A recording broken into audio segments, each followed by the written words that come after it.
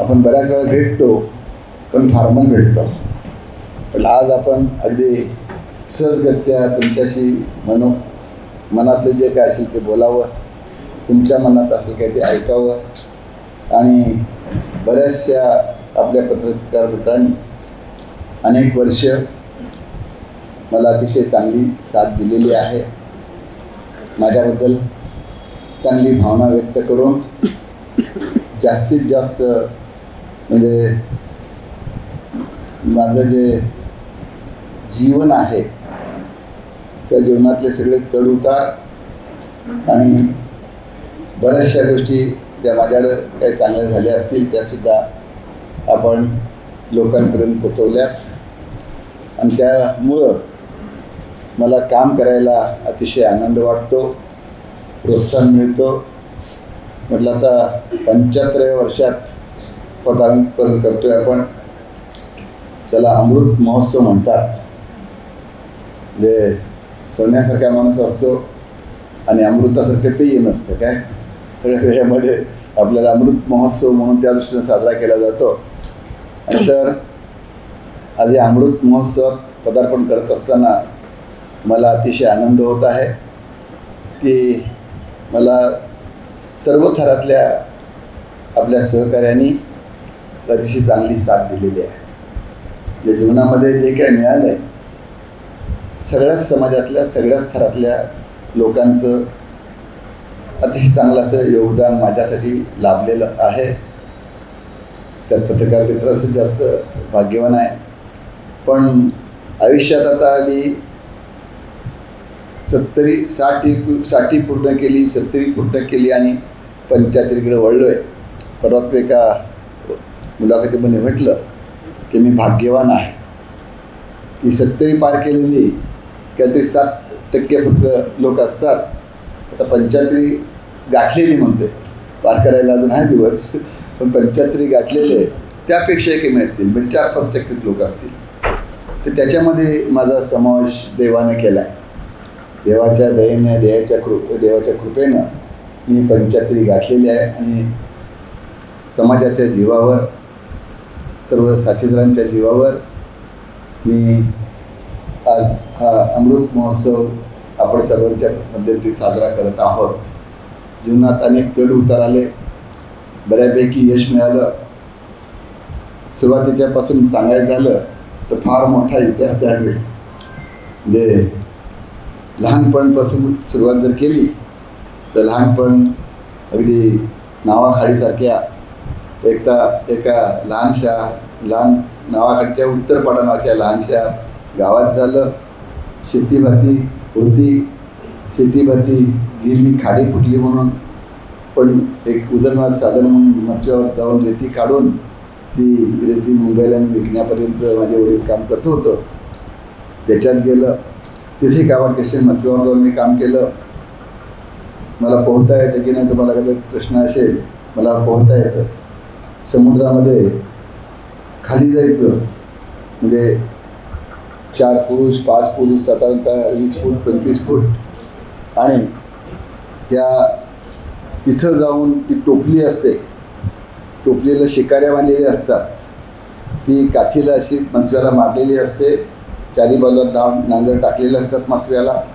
आता आपल्याला ते पाहायला मिळत नाही, पण मच्छव्याला समोर एक नांगर, मागे एक नांगर, दोन्ही बाजूला 2 नांगर, आणि मग तो मच्छवा स्थावर केला तर एका जागेवर बुडी मारायची आणि बुडी मारून तळाला जायचं.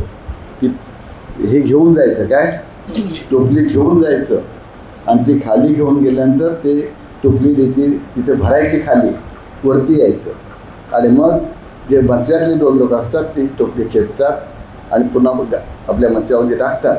असं एक एक टोपली करूनशी जे 2 बाजूला असतात त्या टोपल्या हे केलेलं तर ते मच्छवा भरायचा. किती जिकिरीचं काम असेल बघा. आपण पाण्यात जायला घाबरतो आणि तेही कुठं, एक तर समजा ठाणाखाडीमध्ये आणि दुसरं बुचर आयलंड जे आहे रामदास बोट जिथे बुडालेली आहे ना तिथंसुद्धा मुंबईच्या जवळपास घारापुरी एलिफंटच्या त्या साईडला ही कामं केली. त्याच्यानंतर पुन्हा मग हायस्कूलला गेलो. गरिबी आपल्या 5वीला पुजलेली होती. बऱ्यापैकी होतं की जेवण मिळत होतं. जेवणासाठी जास्त आटापिटा करावा लागत नव्हतो. पुढे त्यांनी धंदा करत होतो.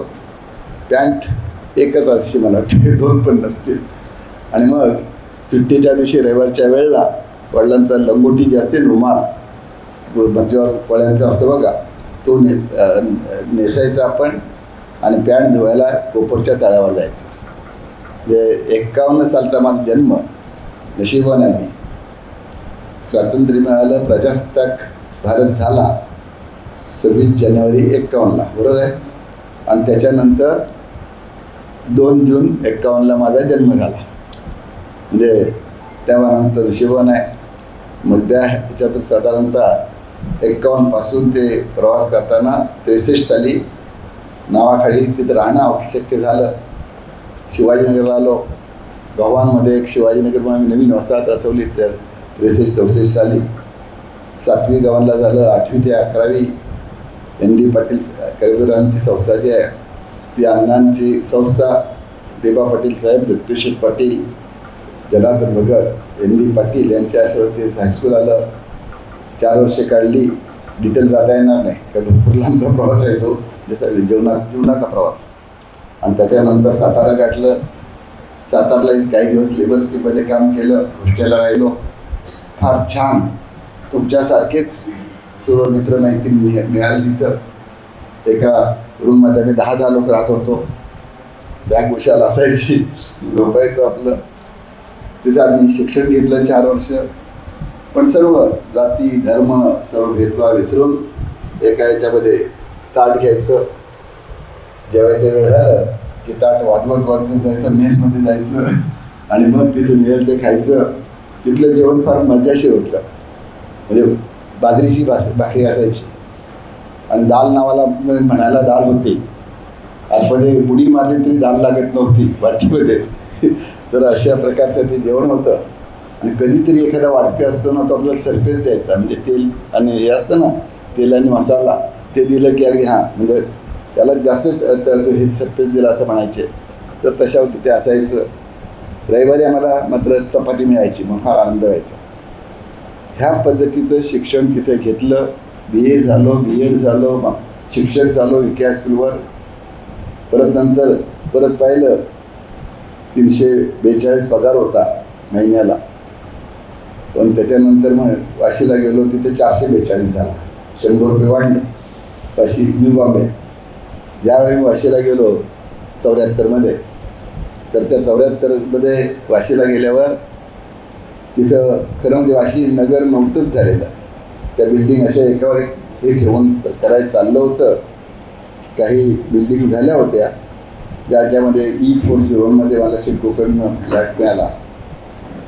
माचीस आणायला सुद्धा आम्हाला वाशी गावात जायला लागायचं. म्हणजे आज वाशी नगर फार मोठं आहे. इतकं मोठं वाशी नाही. सेक्टर 1, 2, 3, 4 भरपूर झाले. मी ज्या सेक्टरला राहतो ते सेक्टर 1 अशी एंट्री आपण करतो ना, तर तिथे सेक्टर 1 E401 राहायला लागलो. आणि पिठाची चक्की वाशीला, माचीस आणायला वाशीला. म्हणजे दुकान काही नव्हतं. असेच एक 4-6 बिल्डिंग तयार झाल्या होत्या. तिथं तुमच्यासारखाच पत्रकार मित्र जसे आहेत तसं मलाही त्यावेळेला मस्त वाटायचं काहीतरी लिखाण करायला वगैरे. माझा स्पेशल सब्जेक्ट जो होता तो मराठी. BAचा विषय होता मराठी. तर तुम्ही छान बातम्या लिहिता ना, तसं मी पण आपलं त्यावेळेला काहीतरी थोडं बहुत लिखाण करत होतो. आणि त्यावेळेला सातारला असताना कॉलेजमध्ये शिवविजय नावाचा अंकन घ्यायचा. त्यामध्ये मी म्हणजे एक लेख लिहिला, प्रवास वर्णन. प्रतापगडच्या वाटेवर. इथून जाताना आम्ही आपल्या याच्याकडनं पोलादपूरकडनं जायचो. मस्त लांबून प्रतापगड दिसायचा. प्रतापगडच्या वाटेवर प्रवास वर्णन. ते बघा, मला पण काय थोडं लिखाण येत होतं त्यावेळेला. तुम्ही चांगले लिहिता. तर त्या दृष्टीने मी तिथे एक तो प्रवास वर्णन लिहिलं. कॉलेजला गेलो. नंतर वडिलांची थोडी मनी ऑर्डर यायला लागली. त्या काळात मनी ऑर्डर होती. म्हणजे मला वडिलांच्याकडनं 20-25 रुपये यायचे. रुपये, हजार नाहीत, रुपये यायचे. काकाकडनं 10-15 रुपये यायचे. पण माझ्या खिशात 4 आणे असायचे. 4 आण्याची भजी मिळायची. 10 पैशाचा चहा मिळायचा. कॅन्टीनमध्ये गेलो, माझी मुलांना आली की आम्ही आमच्या मित्राला पार्टी देत होतो चहाची आणि भजीची. म्हणजे त्याच्यामुळे हे लहानपणाचं जीवन पाहायला गेलं तसं मग त्यावेळेला माझ्या खिशात पैसे आले की मी असं संपून मोकळं व्हायचो. मग एक मी ललित लेख लिहिला. त्या ललित लेखाचं नाव होतं भीड भिकेची बही. आपण भीड ठेवतो ना, ती भीड ही भिकेची बही आहे. अशा प्रकारे थोडंसं तुमच्यासारखंच मला वेळ होतं, पण ते काय झालं, शिक्षक होतो तिथपर्यंत सगळं जमलं. पण त्याच्यानंतर मात्र मला उद्योगात जायची संधी मिळाली. नावाखाली तर चिखलाचा बांध बांधायला त्या सुरुवात झाली. मग सिडकोला इकडे फार विरोध होता. त्या सिडकोच्या विरोधामुळे लोकांनी गावात येऊ द्यायचं नाही, कारण दीपा पाटील साहेबांनी जमीन बचाव समिती काढली होती. नंतर त्या जमीन बचाव समितीचं पुनर्वसन समिती रूपांतर झालं. पुनर्वसन करायचं ही पुनर्वसन समिती, पण पूर्वी त्याच्यामध्ये होतं जमीन बचाव, द्यायचीच नाही जमीन, वाचवायची आपली, असं आहे ते. तर त्या दृष्टीने मला सांगितलं तुमच्या गावात आले. आम्हालाही खाडीचा बंधारामध्ये सवय होती, अनुभव होता. त्याच्यामुळे मी गेलो. 10,000 रुपयाचं काम घेतलं. 10,000 रुपयाचं कॉस्टिंग आणि जे मटेरियल काम तसंच दिलं. आणि एक पार्टनरशिप होते ब्लू स्टार जी कंपनी आहे ती, त्यांना एक 10-12 हजाराचं काम असं. जेव्हा मी पहिले 3 कॉन्ट्रॅक्टर पनवेल उरण तालुक्यात त्या भागामध्ये 10,000 हजाराचं काम घेतलं. आईवडिलांचे दागिने घेतले, गंठण, बोरमाळा, गळ्यातली चेन वगैरे, अंगठ्या, रतनशेठ पाठी आपले पनवेलला पेढी, तिथे गहाण ठेवले. 5,000 रुपये मिळाले आणि उद्योगात पडले. आईवडिलांचं झालं, आता उद्योगात टाकायचं का नाही, जायचं का नाही, सरकारी नोकरी कशी सोडायची. आपल्या प्रत्येकाच्या मराठी माणसाच्या घरामध्ये हा प्रश्न येतोच. सरकारी नोकरीसाठी उद्योगात पुढे जातोच, नाही झालं तर मरशील. पण त्यावेळेला मला एक चांगलं साथ मिळाली. माझ्या आईच्या अंगामध्ये देवी यायच्या, बाया म्हणतात त्याला, बाया यायच्या, देवी यायच्या. आणि त्याप्रमाणे आईच्या अंगात बाया आल्या, देवी आली. आम्ही कौल लावला की नोकरी सोडून धंद्यात जायचं का काय करायचं, आणि मला कौल मिळाला. बघा, देवसुद्धा आपल्या पाठीचं, देवी आपल्या पाठीशी असतं. कौल मिळाला आणि मग मी नोकरी सोडली आणि उद्योगात गेलो. म्हणजे अशा प्रकारे एक उद्योगात जाताना सुद्धा धावून होतीच. मग ते 10,000चं काम केलं, मग 20,000चं काम केलं, मग 53,000चं काम केलं. अशी थोडी प्रगती करत करत जाऊन आता मी कोट्यवधी रुपयाची कामं घ्यायला लागलो उद्योजक म्हणून. आता पण त्याला बरीच वर्ष झाली. 1976ला मी पहिलं काम घेतलं. 1976 पासून ते म्हणजे 2021पर्यंत मी काम बघत होतो. 98ला मी मध्ये खासदार झालो. पण 21 नंतर मी आपलं माझं वस्त्र मुलांच्या गरजामध्ये टाकून मोकळं झालो. आणि त्यानुसार तुम्ही बघा, आता मी सध्या उद्योगधंद्यामध्ये फक्त मार्गदर्शन करायचं काम करतो. प्रत्यक्ष टेंडर भरणं, कामावर जाणं हे मी काही करत नाही आहे. आता दोन्ही मुलं आपली जी आहेत, प्रशांत ठाकूर, परेश ठाकूर माझी मुलं, तर ती त्यात थोडं बहुत लक्ष घालतात. प्रशांत ठाकूर मला 10% वेळ देत असेल, 90% त्याचा वेळ हा राजकारणात जातो. परेश थोडंसं देतो. आता माझं कुठलं ध्येय आहे, त्याला जरा उद्योगात टाकायचं. मी याच्याकडनं अमोक ठाकूरला जरा पुढं उद्योगात न्यायचं.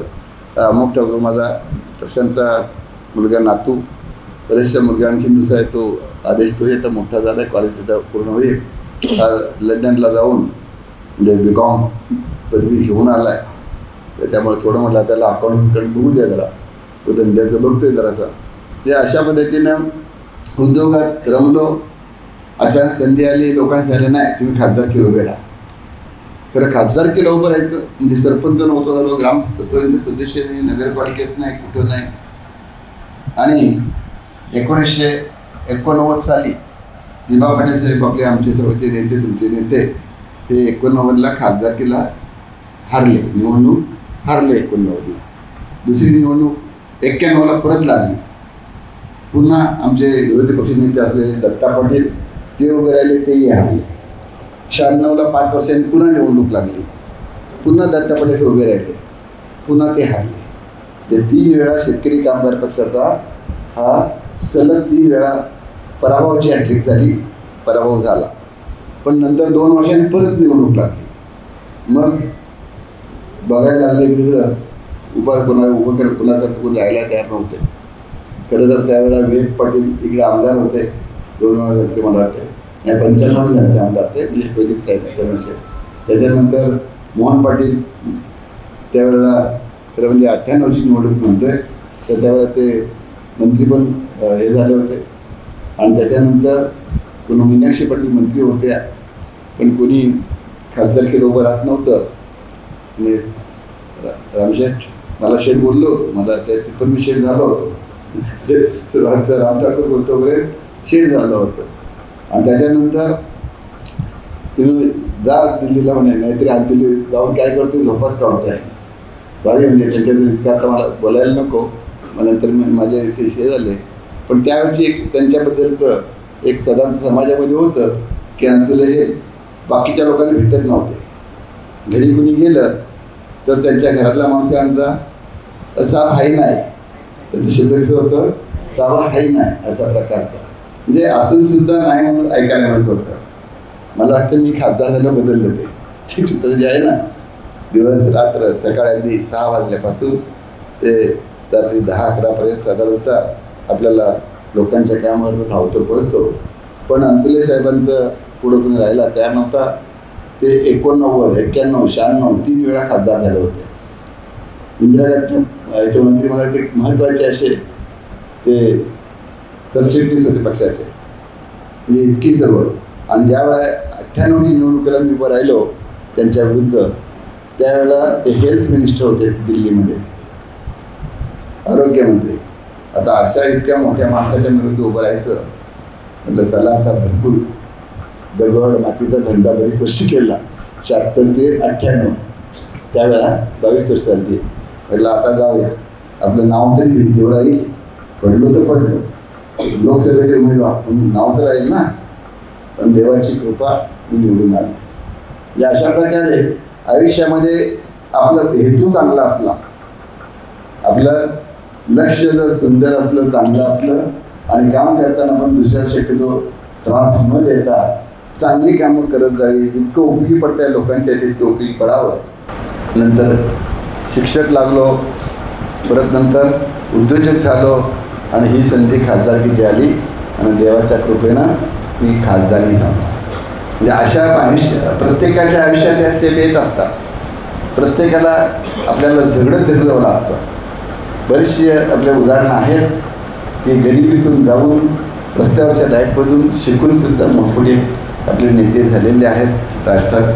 म्हणजे अब्दुल कलामसारखे हे पण झालेले आहेत. अब्राहम लिंकनचं नाव देतो आपण, असे बरीचशी नाव आपल्याला घेता येतील. आणि म्हणून आपण कुणी गरीब होतो, मला काहीच जमत नाही, रडत न बसताना आपण प्रयत्न करत जाणं हे जास्त महत्त्वाचं असतं. आणि त्याच्याबरोबर जितकं जमेल तितकं आपलं करता करता इतरांना मदत करावी, ही जर भूमिका घेतली तर आपण जीवनात यशस्वी होतो. देवानं माझ्या वाट्याला ते दिलं, मी खासदार झालो. एकदा सोडून दुसऱ्यांदा तर माझ्या आणखीन पाळी आली. आमचेच नेते देबा पाटील साहेब, त्यांच्या विरुद्ध पुन्हा मला निवडणूक खासदारकी लढावी लागली. तिथेही लोकांनी लहानशा पोराला, म्हणजे मी लहान मुलगा त्यांच्यासमोर बघायला लागला होता, तर मला जिंकवलं आणि पाटीलसाहेबसुद्धा हरले. ते झालं. मग नंतर मात्र मी ठरवलं, म्हटलं दिल्लीची हवा म्हणजे हवा नुसती खराब नव्हती, पण तिथं आपलं फक्त इतकं मोठं सभागृह, इतके 543-45 खासदार लोकसभेतले, सर्व देशातले हे चालायचे. आणि त्याचा जो मोठा पक्ष असेल तर त्याला आपली मतं मांडायला जागा असते, वेळ मिळतो. ज्याचे जास्त खासदार त्याचे जास्त वेळ, सत्ताधारी पक्षाचे किंवा मुख्य विरोधी पक्ष त्यांचे असेल त्याचे, तर त्यांना जास्त वेळ. आणि आम्ही आपला अपक्षच मानले जातो, तसे का पक्ष, पण अपक्षच मानले जात होतो. त्यामुळे विशेष काय नाही. तर ज्यावेळेस संधी मिळाली त्यावेळेला रेल्वेचे असतील, अर्धसंकल्प असेल, ते विषय मांडले. बऱ्याच वेळा आम्हाला मग प्रश्नोत्तराच्या तासात ती संधी मिळत होती, कधी आपल्या शून्य प्रहारामध्ये त्यावेळेस संधी मिळत होती. पण विशेष असं त्या याच्यामध्ये जास्त संधी नव्हती. पण त्यातूनसुद्धा खासदारकी म्हणून चांगलं काम केल्यावरसुद्धा वाटायला लागलं की इथं आता काही गोष्टी ज्या होत आहेत, वादळ आलं, मच्छीमारांच्या होड्या उडाल्या, हे झालं त्याच्यातून. पण आपण आपलं बोलतोय, भांडतोय, हे व्हायला पाहिजे, ते व्हायला पाहिजे. पण त्याचं एका खासदारचं चालत नाही, 2-4 पण नाही चालत. त्याचं ज्यांचे 10-20 खासदार आहेत ते त्यांना जरा थोडंसं चांगलं हे असतं. आणि आमचा पक्ष तर शेतकरी कामगार पक्ष, एकूणता एक खासदार. म्हटलं आता हे काय करण्यापेक्षा आपल्याला शाळा कॉलेजकडे परत लक्ष देऊया. कारण तोपर्यंत थोडीशी मी शाळा कॉलेज सुरू केलं होते. आता शिक्षण क्षेत्रामध्ये मला जमिनीत काम केलं आहे, आपल्याला कल्पना आहे. रयत शिक्षण संस्थेत भरपूर काम केलं. मला आनंद आहे की आपण काम केल्यानंतर हे मोठे मोठे लोक जे आहेत ते सुद्धा आपल्याला शाबासकी देतात. आता सगळ्यांनीच मला शाबासकी दिली, बरं झालं. ते लोक देताना नावाचं माझं एक पुस्तक आहे, तुम्ही वाचलं असेल, नसेल वाचलं, तुमच्या हातात नसेल आले तर अजून तुम्ही घेऊ शकता. त्याच्यामध्ये अगदी गडकरी साहेब, शरद पवार साहेब, म्हणजे सर्वांच्या, अंतुले साहेबांची सुद्धा फ्लॅगबॅक आहे, विलासरावांची चांगले आहे, म्हणजे अशा सर्व पक्षातल्या लोकांनी सुद्धा आपल्यावरती चांगले असे रिमार्क दिलेत. म्हणून ती शाबासकीची थाप दिलेली आहे. आपल्या वागण्याची, बोलण्याची, कामाचं त्यांनी कौतुक केलं आणि त्याच्यामुळं मला जीवनात खऱ्या अर्थानं मी भाग्यवान आहे, यशस्वी झालो असं मला वाटतं. म्हणजे त्या मनानं बघायला गेलो, यशस्वी झालो की नाही मला माहीत नाही, पण मला तरी वाटते, कॉन्फिडन्स आहे की जे काही आयुष्यात करायचं होतं, काय करायचं होतं, ज्यावेळी मी शाळा कॉलेज झालं, कॉलेज शिकलो, मी BA झालो, BEd झालो आणि मग मला काय वाटलं होतं, आपला पनवेल तालुका आहे, आता तालुक्यामध्ये मेन नेते कोण, देवा पाटील साहेब, दुसरे कोण दत्तू शेठ आणि आपल्या भगत साहेब, तिसरे कोण तिकडे उरला वाजेकर शेठ. म्हटलं आपल्या तालुक्यात आपण या तिघा चौघांच्या बरोबरची संधी मिळाली पाहिजे. त्या तालुक्यातला तिसरा चौथा नंबर असावा ही आपली फार पडता अपेक्षा. आपली म्हणजे मोठी काय अपेक्षा नव्हतीच आपली, पण खासदार म्हणजे अख्ख्या जिल्ह्यातला एक नंबर म्हणून आपण सर्व जनतेतून निवडून आलेला तो खासदार असतो ना, म्हणजे प्रथम नागरिक त्याला म्हणता येईल असं. तसं नंतर ती संधी मिळाली आपल्याला, एकदा सोडून दोनदा मिळाली आणि त्याच्यानंतर मग असंच काम करता करता प्रत्येकाची शाबासकीची थाप आपल्या पाठीवर पडायला लागली आणि त्याच्यातून आणखी रूटमुळे गेला आणि त्याच्यामुळं लोकसभेतून निवृत्त झालं, राजकारणातून निवडणुकीच्या राजकारणातून निवृत्त झालो, पण बाकी कामामध्ये मात्र शिक्षण क्षेत्रामध्ये विशेष करून समाज सेवा शिक्षणामध्ये आपलं हे काम अविरत चालू ठेवलं आणि जीवनाच्या शेवटच्या क्षणापर्यंत ते चालू मी ठेवणार आहे. तर त्याचाच मला आनंद मिळतो. म्हणजे कामामध्ये असलो की मला ताण भूक हरपली म्हणतो ना, तसं ताण भूक हरपली जाते, काही अजिबात कसली आठवण येत नाही आणि त्याच्यामध्ये मग कधी वेळ गेला हेही समजत नाही. हे मलाच नाही, सर्वांच असं असतं, पण कामामध्ये इंटरेस्ट घेतला तसं असतं.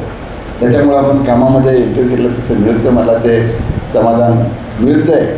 म्हणजे अशा प्रकारे आजसुद्धा 75 मी गाठली. आता 75 पुढं काय प्रवास आहे ते देवालाच माहीत, पुढं आहे नाही आहे, कुठं थांबते गाडी, अचानक थांबते. खरं तर अचानक थांबलेलीच बरं वाटेल, म्हणजे पुढे अंथरुणात पडून राहण्यापेक्षा अचानक पुढे गाडी थांबली तर उलट त्याला फार चांगलं असतं. हसत खेळत जाणं, काय वरती सुद्धा देवाकडे जातं हसत खेळत जाणं. तर अशा प्रकारे कधी सांगता येत नाही, पण तोपर्यंत जमेल तितकं आपण काम करत जायचं, लोकांच्या करता कार्य करत, समाजाकरता कार्य करायचं आणि कशा प्रकारचं काम काय आहे त्याचं जजमेंट तुम्हीच देऊ शकता. खरं तर पत्रकार जे आहेत आमच्या जीवनामध्ये प्रत्येकाला वाटतं मी चांगलं काम करतो, मी फार चांगला आहे असं, पण शेवटी तो कसा आहे काय आहे ते समाजाने ठरवायचं असतं आणि समाजामधला तुमचा पत्रकारांचा जो वर्ग आहे तो वर्ग खऱ्या अर्थानं अनेक वेळा विविध ठिकाणी विविध बाजूनं बघत असतो आणि ठरवत असतो. तर त्याच्यामुळं आयुष्यात मला वाटतंय अजूनही जितकं जमेल तितकं काम करावं. तुमच्या सगळी जी साथ मिळालेली आहे त्या साथमुळं अजूनही जे आता मी आयुष्यात एक झालं माझं स्वतःचं आयुष्य, त्यानंतर आता म्हणजे घरगुती बघायला गेलात तर तेही समाधान मिळालं. म्हणजे एक तर मुलं मोठी झाली, उच्च पदावर गेली, उद्योगात पण रमली, म्हणजे ते समाधान आहे. पुन्हा आणखीन म्हणजे दोन्ही मुलांची मुलं, प्रशांतची 2 मुलं, परेशची 2 मुलं, तीही आता ग्रॅज्युएट एक जण झालं, दुसरं कॉलेज आता जातो आहे सुद्धा ज्युनियर कॉलेजला. परेशचं पण सुद्धा एक दुबईला आता त्याचं झालं, आता लंडनला जातो आहे. म्हणजे एकंदरीत फॅमिली लाईफसुद्धा आपल्याला चांगलं मिळालं. जे सामाजिक कामामध्ये चांगली संधी मिळाली, त्यात समाधान लाभेल अशा प्रकारचं काम केलं. फॅमिली लाईफमध्ये सुद्धा अतिशय चांगल्या रीतीनं दोन्ही सुनबाया आणि दोन्ही म्हणजे मुलं आणि त्यांची आता 2-2शी 4 नातवंड यांच्यामध्ये मी आता रमून जातो फक्त वेळ मिळत नाही रमायला. त्यांना बरोबर घेऊन जाणं, बाहेर फिरायला जाणं किंवा मार्केटिंगला जाणं वगैरे हा वेळ मिळत नाही. पण एकंदरीत सामाजिक आयुष्यात मोठ्या मोठ्या थोड्या मोठ्यांचे आशीर्वाद मिळत त्यांची आपल्याबद्दल चांगले उद्धार पाहिले ते पाहिल्यानंतर बरं वाटतं. आणि फॅमिली लाईफमध्ये सुद्धा चांगल्या अर्थाने समाधानाची अशी गोष्ट आहे. जीवन यथार्थ झाल्यासारखं वाटतं. त्यात कमी जास्त असेल तर त्याच्यामध्ये चांगल्या घटनेत तुमचा वाटा भरपूर मोठा आहे. आणि जे काय अजून जे काय करता येईल ते मी करत राहीन अशी मी ग्वाही देतो. तुमच्या पत्रकाराच्या समोर साक्षीनं अशी मी ग्वाही देतो. आणि शेवटपर्यंत धडपड राहून समाजसेवा वेगवेगळ्या प्रकारे समाजसेवा एकाच बाजून नाही करता येत, विविध क्षेत्रामध्ये करता येते. त्यात एक समाजसेवा राजकारणातसुद्धा आपण समाजसेवाच करायची असते. आता बरेचसे लोक राजकारण गेलं की अंगावर चिकटवून घेतात, राजकारण जास्त करतात. समाजसेवा त्यांना वाटतं आता निवडून येणं जास्त महत्त्वाचं. मला तसं काही वाटलं नाही. आणि म्हणून सर्व पक्षातील आमच्या सगळ्याच लोकांचं म्हणणं होतं तुम्ही निवडून उभं राहिलं पाहिजे. पण म्हटलं नाही, बस झालं आता, कुठेतरी आपल्याला ते थांबलं पाहिजे. मी थांबलो. मी आज 75 वर्षात अमृत महोत्सवी वर्षात पदार्पण केलं आहे.